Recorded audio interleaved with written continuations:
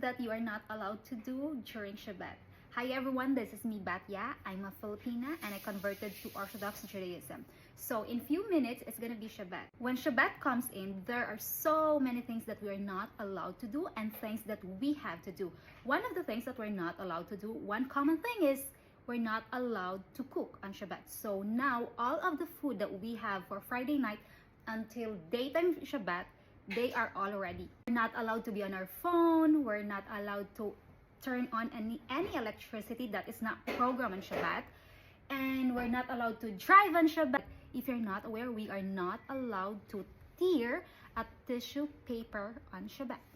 And there's one thing that I love in Shabbat, and that is that when my husband is with me, like the entire Shabbat is with me.